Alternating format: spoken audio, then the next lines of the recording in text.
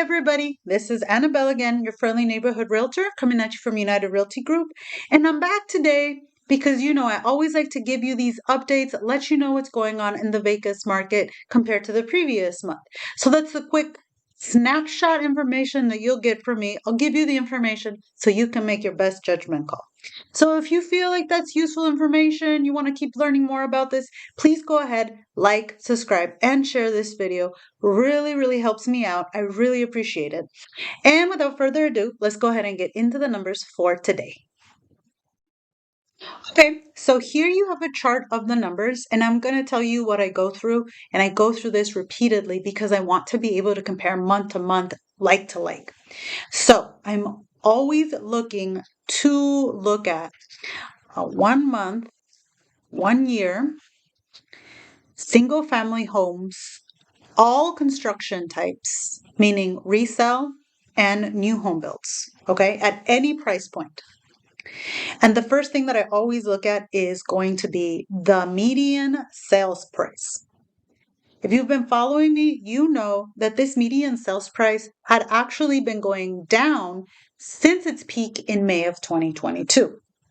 Okay, so December, the very last video that I made, it went down not as significantly as it had the months prior, right? It was the first month where, yes, it decreased, but it was a soft dip, right? Compared to what felt like a plummet in the months prior.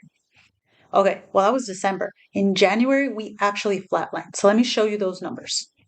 If you see here, we went from November to December, about $5,000 decrease in the median home price. But from December to January, nothing. We flatline. We are no longer, at least up to December, we are no longer decreasing in our median home price.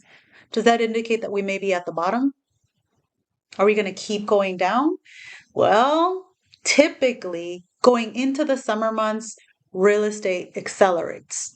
I'm not saying 100% that's what's going to happen, but it does seem to be indicating that if we haven't hit a bottom, maybe we're getting close to, if not there. Okay? Okay, new listings. That went up, and it kind of makes sense if you think about it. So if you look at our numbers, here in December, we had 1,824 new listings. Let's look at January. In January, we had 2,587. And it makes sense if you think about it. If the market is starting to maybe level out, maybe the sellers that were on the bench thinking yes, no, maybe so, have decided to actually put those houses on the market. So with that said, let's go ahead and look at pending sales. Do we have more pending sales? Let's see. It looks like yes. So in December, we had 1,428 pending sales, as in we're in contract, waiting to close. By January, we were at 2,006. So yes, we have more houses that have gone into contract and are pending. That's a sign maybe that more people are starting to come back out and buy these houses. How does it look for days on the market? Looks like we still have houses sitting on the market, at least for the time being. That number's still looking like, we have houses sitting on the market a little bit longer, I'm sure, than the sellers would like. So let's look at this. December, we were at 39 days on the market, right? Down up to 44 days on the market. Okay. So yeah, maybe houses are still sitting a little bit on the market. But if you look at the median home price, we're starting to see that maybe the number that they're going to sell for maybe is not going to continue to go down. And if it does, we'll see next month, not as extreme as was happening from May of last year through December. Not that sharp turn that we were seeing before. That's with single family homes. And like I said, I like to compare apples to apples, so I always show you single family homes. But because things have been changing and fluctuating, I kind of want to see the median home price for condos and townhomes. Because if you think about it, condos and townhomes are naturally going to be at a lower price point, given that they're a smaller housing type. So let's see what's going on with that. Maybe people that are not buying homes would choose to buy those things. So let's see. Condos. Okay, interesting. So it looks like for condos, we were steadily going down with that median home price. And we hit December at 211,000. 211,000, but in January we were at 215,674. So actually, when you're looking at condos, we actually increased our median home price increased for the first time in several months. That's also an indicator. Maybe the people that aren't able to buy a house or that are not ready to buy a house, they're still buying. And it looks like some of this money is going into condos. That should clue you in that something is happening differently in the market. Let's see about townhomes now. Okay, same.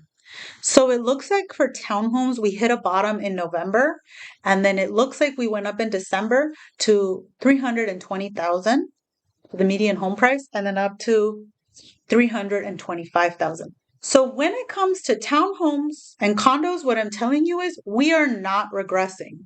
It looks like we are actually starting to go back up in value or in median home value, right? Think about that.